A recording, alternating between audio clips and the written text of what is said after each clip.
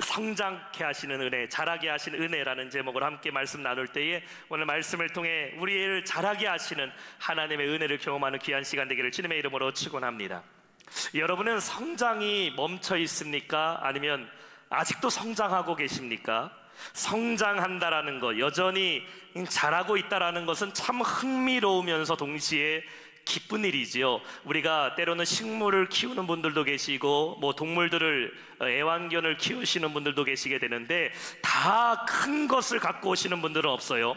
작은 모종이라든지 새끼를 데려와서 그것을 먹이기도 하고 물을 주고 이렇게 돌보면서 조금씩 시간이 자라면서 나무가 자라게 되고 동물들도 자라는 것을 보면서 그 마음의 기쁨과 흐뭇함을 느끼게 됩니다. 이처럼 우리가 자란다라는 것은 참 행복하고 기쁜 것이에요. 딸을 둔 어머니들은 별로 제가 못 봤는데요, 특히 아들을 둔 부모님들, 어머니들의 최대 소원과 기도 제목이 무엇일까요? 그것은 아들의 키가 자라는 겁니다.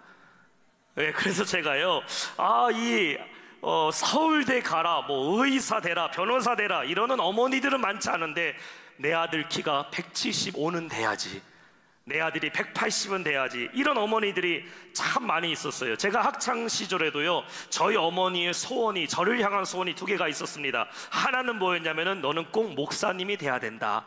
또 하나는 뭐였냐면 저에게 늘 귀에 못이 박히도록 말씀하셨어요. 너는 175는 넘어야 된다. 목사님은 열심히 하면 될 수 있는데 175키가 넘는 거는요, 열심히 해서 되는 게 아닙니다. 그래도 어머니의 기쁨이 되기 위해서 제가 열심히 우유를 마셨어요. 그런데요, 우유도요, 맞는 사람이 있어요. 저는 아침에 우유만 먹으면 속이 막 난리가 납니다. 부글부글 지글지글. 그 화장실 가야 됩니다. 그러니까요, 지금도 그래요. 저는 아침에 이렇게 생 우유를 마시면 속이 별로 안 좋아요. 그래서 이 우유는 마셔야 키 큰다고 하는데 엄마는 175까지 크라고 했는데 제 학창시절에 고민이 이만저만이 아니었습니다. 그런데 아마도 하나님께서 어머니의 기도를 들으셨는지 우유를 별로 안 좋아해도 175가 넘게 되었음을 믿으시기 바랍니다. 이럴 때는 박수를 안 치셔도 돼요. 이 박수 받을 만한 일이 아니죠. 근데 요즘에 보니까요, 우리 어머니들 욕심이 더 커졌어요. 제 때만 해도 170 넘었으면 좋겠다, 175 넘었으면 좋겠다는데요, 요즘에 성도님들 신방하면서 우리 아이 기도 제목이 185는 넘게 하여 주옵소서. 대단합니다. 근데요, 한번 생각해 보세요. 160이든 170이든 180이든지 간에요, 저 비행기 타고 하늘에서 보면 하나님이 내려다 보시면 다 점으로밖에 안 보입니다. 그러니까 우리가 그런 욕심은 좀 내려놔야 될 줄 믿습니다. 그리고 또 가끔 보면은 키 크신 분들한테는 참 죄송하지만 키는 멀때같이 크면 또 뭔가 부실한 게 다 있더라고요. 허리가 부실하던가 무릎 관절이 부실하던가. 그러니까 사람이 키도 자기의 그 체형에 맞게 건강하게 자라는 게 중요하죠. 이처럼 사람이 성장한다라는 것, 키와 마음과 생각이 자라는 것 중요하고 기쁜 일입니다.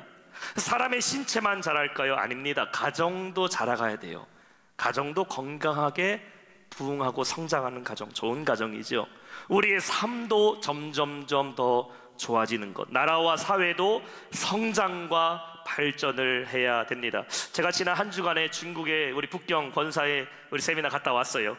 저는 사실 중국은 처음 가본 거였습니다. 북경도 처음 가볼 뿐만 아니라 중국이란 나라는요, 처음 가봤어요. 그런데 제가 중국 가기 전에 어떠한 우리의 고정관념이라는 게 있지 않습니까? 중국 가면 좀 길거리도 지저분하고 사람들도 질서도 제대로 잡히지 않고 아무려면 별로 그렇게 중국이라면 그렇게 발전했을까라는 생각하게 됐는데요, 제가 북경에 가서요, 깜짝 놀라게 됐어요. 도시가 얼마나 깨끗한지. 도로가요, 정돈이 너무 잘 돼 있습니다. 가이드가 말합니다. 여기가 이번에 베이징 올림픽 때 졌던 경기장이고, 여기가 저 7성급 중국 호텔이다 얘기하고 이런저런 건물도 보여주는데요, 제가 깜짝 놀랐습니다. 중국이 진짜 많이 발전했구나. 저희는 버스를 타고 다니는데 주변 길거리에 다니는 차들 보니까 전 세계 외제 차들은 다 중국 가 있더라고요. 독일차, 영국차, 어디차, 한국차는 보이기가 더 힘들어요. 일본차, 외국차들, 고급차들 다닌 거 보면서요, 야, 중국 진짜 많이 발전했구나라는 것을 제가 알게 됐어요. 근데 제가요, 우리나라 돌아와서요, 우리나라 공항에 딱 가자마자 더 깜짝 놀란 게 있습니다. 왜냐하면 우리나라는 중국보다 훨씬 더 발전한 나라구나. 그 이유가 생겼어요.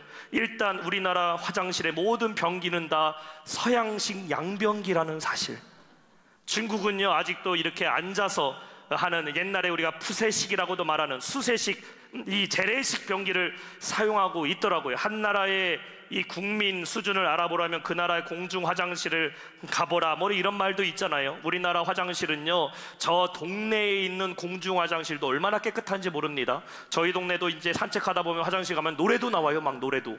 그리고 화장실에 휴지는 당연히 있고 비누도 있고 핸드 드라이기도 있고 얼마나 잘 돼 있습니까? 근데요 중국의 화장실을 가게 되면 반드시 우리가 필요한 게 있어요. 휴지를 갖고 가야 돼요. 그리고 제가 뭐 디테일하게 자세는 못 갖추지만 중국 화장실은 자동적으로 스쿼트가 됩니다. 그리고 우리 권사님들이요 다리가 다 튼튼해지셨어요. 중국에 가실 분은 다리 운동 많이 하고 가세요. 이 말을 이해하시는 분은 하나님의 은혜가 있을 줄 믿습니다. 그러니까 우리나라가 진짜 발전한 나라구나, 제가 더 느꼈어요. 국가도 경제 성장해야 돼요. 기업들도 잘 성장해야 돼요. 성장이 멈춰버린 국가, 성장이 멈춰버린 기업은 위기와 침체에 빠졌다고 말합니다. 교회도 마찬가지예요. 교회도 성장해야 될 줄 믿습니다. 교회가 시간이 지나간다고 우리 교회는 20년 된 교회, 30년 된 교회, 50년 된 교회, 100년 된 교회라 할지라도 나이만 들어가는 교회가 아니라 건강한 교회가 돼야 될 줄 믿습니다. 그렇게 하기 위해서 교회는 점점 더 성장해야 되죠. 더 건강해져 가야 되죠. 더 많은 영향력을 끼쳐야 하는 거예요. 이번에 우리 시니어분들, 작년에 저희가 처음으로 지역 주민분들 모시고서 같이 어르신들 여행 갔다 왔는데, 작년에는 대형차 한 대로 갔어요. 60명 모시고 갔어요.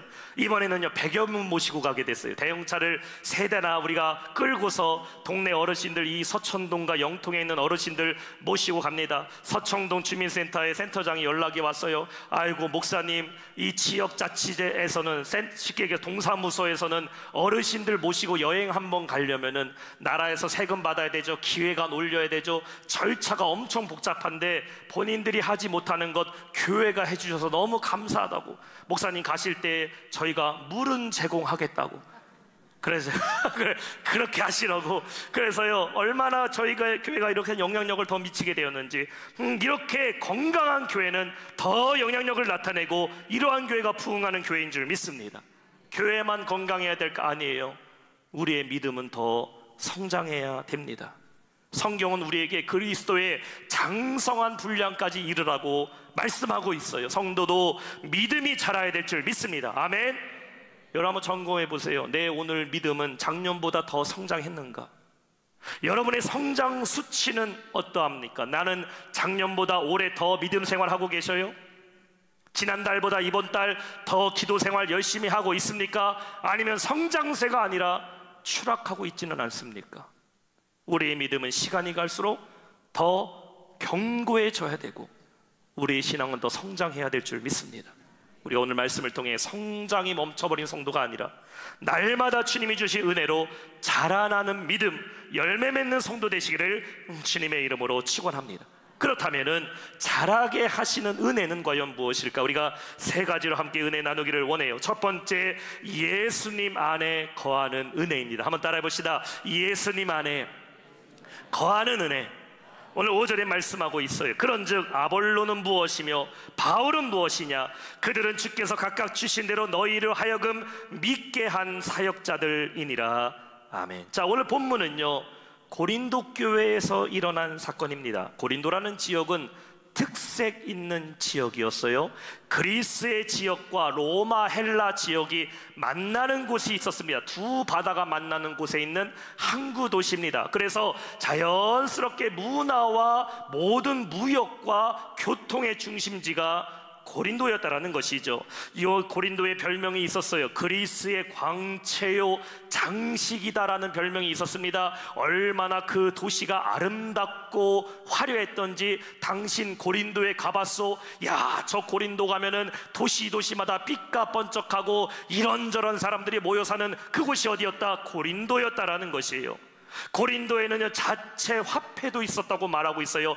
그리스의 화폐 안 씁니다. 저 로마 화폐 안 써요. 우리는 고린도 화폐를 찍어서 그것을 가지고 상업을 주고받을 정도로 가장 번창하고 풍요로운 곳이 바로 고린도였는데, 이렇게 발전하고 풍요로운 곳에는 항상 뭐가 같이 발전해요? 사람들의 죄가 같이 발전하게 되지요. 그 도시는 음란과 향락과 여러 가지 잡신들, 우상들, 그리스 우상, 로마 우상, 모든 우상들이 넘쳐났던 도시가 바로 고린도였습니다. 그래서 고린도의 또 다른 별명이 뭐냐? The Sin City, 죄악의 도시라는 별명이 있었어요. 고대 문헌에서는요 타락하고 방탕한 생활하는 사람에게 이렇게 말했대요. 저 고린도 사람 같은 사람. 죄 짓는 사람에게 말합니다. 당신 고린도인이지. 이러한 고린도에 사도 바울이 가서 복음을 전하게 되는데, 그곳에서 믿는 자들이 생겨났어요. 그 중에 우리가 잘 알고 있는 유명한 부부죠. 브리스길라와 아굴라 부부. 고린도에서 같이 바울과 텐트 메이커, 장막을 만들면서 복음 전하는 일에 동참했어요. 디도 유스도라는 헬라인이 예수님을 믿게 돼요. 디도 유스도의 집에서 말씀을 바울이 전하고 있는데, 바로 그 옆집에 누가 살고 있었냐? 회당장이었던 그리스보라는 사람이 그도 예수님 믿게 돼서 온 가족을 다 데려다가 우리도 예수 믿겠다라고 구원받은 그리스도인들이 되었어요.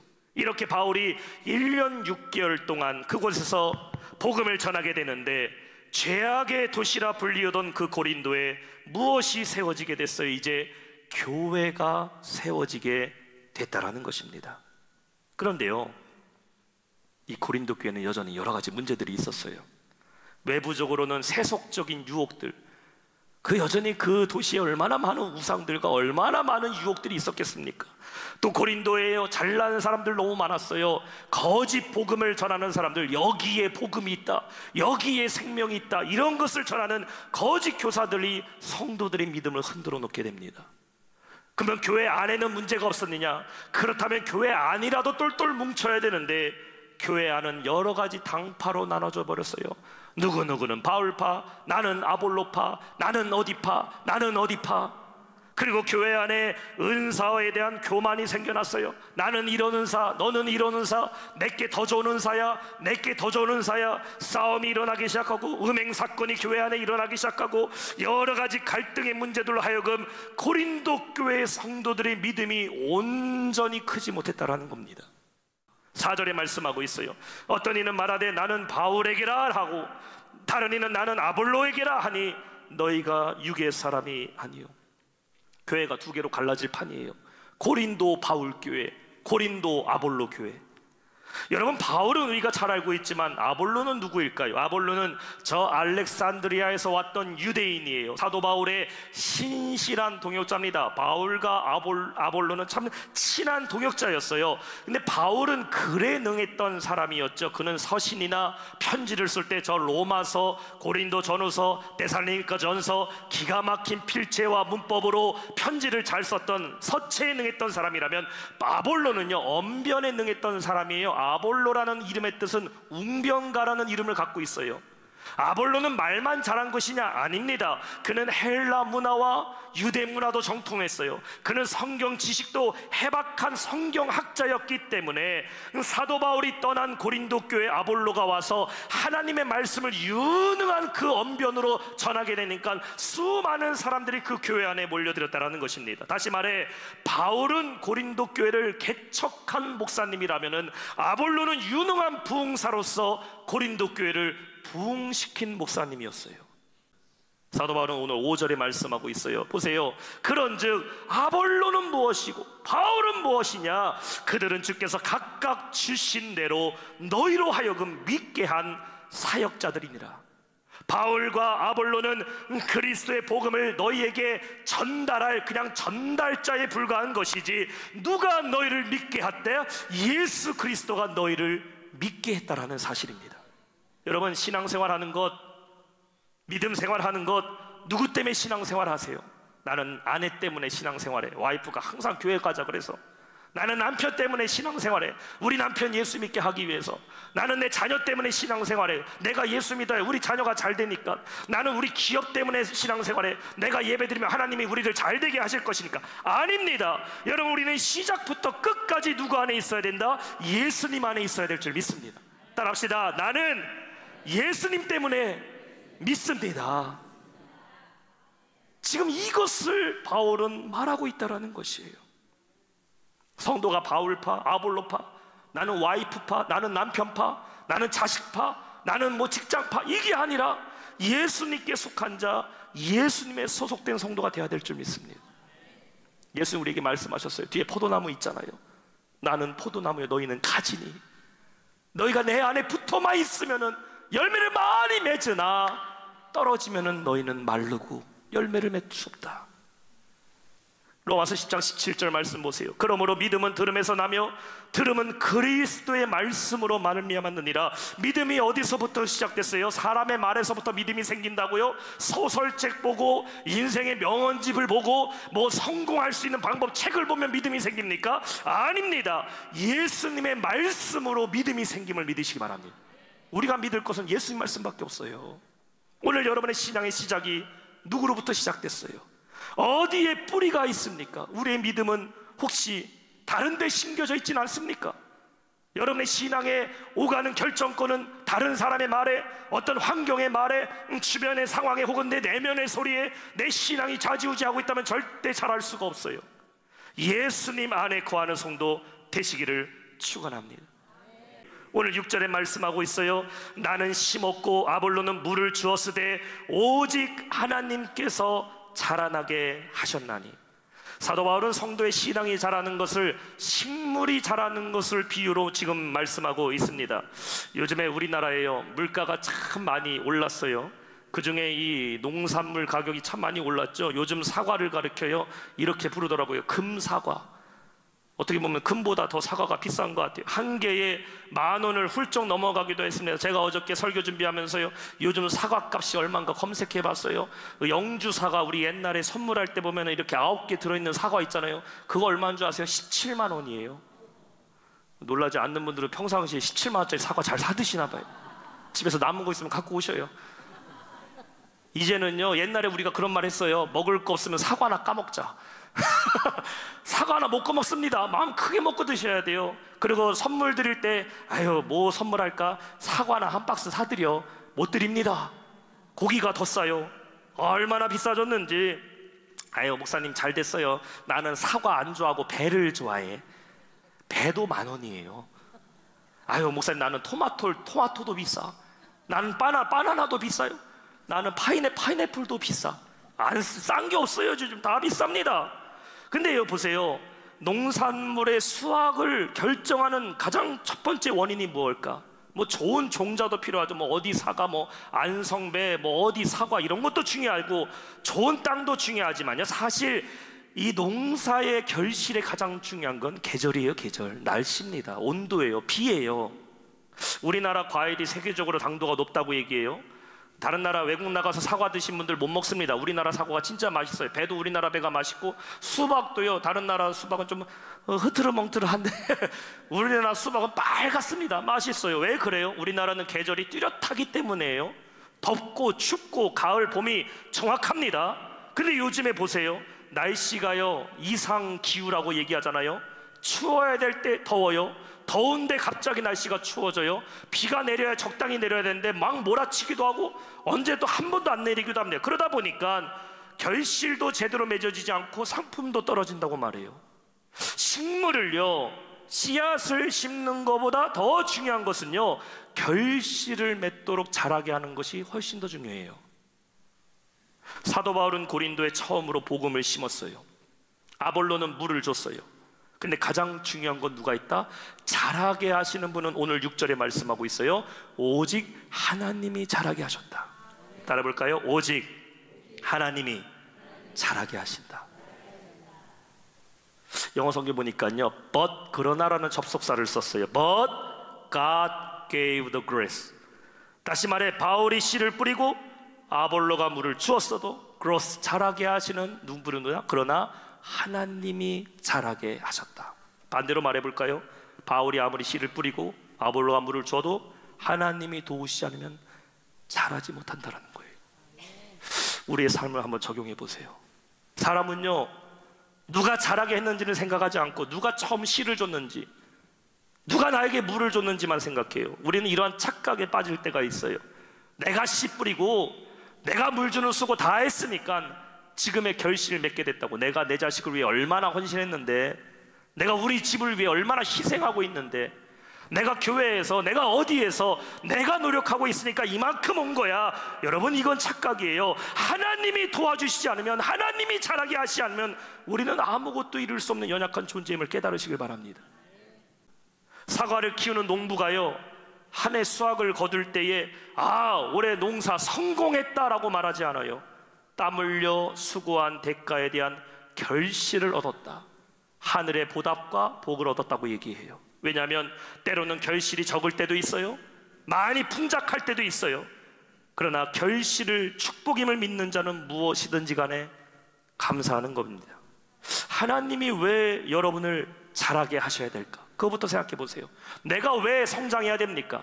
우리 가정과 내 일터와 내 삶과 우리 기업과 내 모든 것들이 왜 자라야 되고 왜 성장해야 됩니까? 자라는 목적이 있어요. 하나님은 그것으로 알고 우리에게 열매 맺게 하심을 믿으시기 바랍니다. 똑같이 자라는 것인데 부정적 의미로 표현될 때가 있어요. 몸만 커졌다, 몸집만 부풀렸다, 쟤는 머리만 커졌어. 똑같이 자라는데 부정적 의미예요. 자라긴 했지만 그 안에 결실이 없어요. 회사가 몸집만 부풀렸어, 그 안에요 열매가 없어요. 오히려 부정적으로 변했다라고 말할 때 쓰지요. 야, 너 왜 이렇게 머리가 커졌냐? 안 좋은 결과가 되었다라는 것이에요. 그래서 우리는 어떻게 자라야 될까? 결실을 맺는 삶으로 자라야 될 줄 믿습니다. 이것을 사도 바울은 오늘 8절에 말하고 있어요. 각각 자기가 일한 대로 자기 상을 받으리라. 복음을 심은 자나, 말씀으로 물을 주는 자나, 그 복음과 말씀을 받아 자라는 사람이나 누구든지 각각 자기가 수고한 대로 결실을 얻게 된다는 겁니다. 상이라는 말을 원어에서 보면 미스터스라는 말로 써서 영어로는 웨지라는 단어예요. 품삯 혹은 보수, 대가라는 의미를 가지고 있어요. 다시 말해, 잘한다고 상 주는 게 아닙니다. 잘한다고 다 상 받는 것도 아니에요. 자신이 수고한 대로, 고생한 대로, 땀 흘린 대로 그 대가를 얻게 된다. 어쩌면은 오늘 사도 바울은 땀 흘려 수고하는 성도의 헌신을 더 우리에게 표현하고자 하고 있어요. 바울은 바울이 수고한 대로 상을 받는 거고, 아볼로는 아볼로대로 복음 전한 대로 상을 받는 거고, 목사는 목사가 복음 전한 대로 하나님의 상 받는 거고, 말씀을 듣고 믿음 있는 성도들은 성도의 삶 가운데 여러분이 수고하고 헌신한 대로 상을 받는 거예요. 시작은 아무것도 모르는 어린아이 같은 상태에서 시작했어요. 믿음이 없을 때는 그렇죠. 내가 교회 나가고 말씀을 듣고 믿음이 생기다 보면은요, 우리의 존재 목적을 깨닫게 돼요. 하나님이 나를 왜 불렀을까?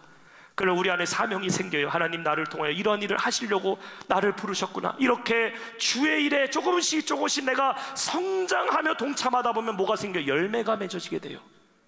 우리는 하나님의 동역자들이요, 너희는 하나님의 밭이요 하나님의 집이니라. 하나님의 밭이라는 것은 무엇을 말하고 있어요? 일하고 있는 하나님의 일을 하는 일터를 말하죠. 하나님의 집이라는 것은 무엇을 말합니까? 하나님께 영광 돌리는 자들을 말하고 있어요. 성도는 그냥 잘하면 안 됩니다. 아무 목적도 없이 하나님, 나는 그냥 잘 되기만을 원합니다, 이렇게 생각하면 절대 잘할 수가 없어요.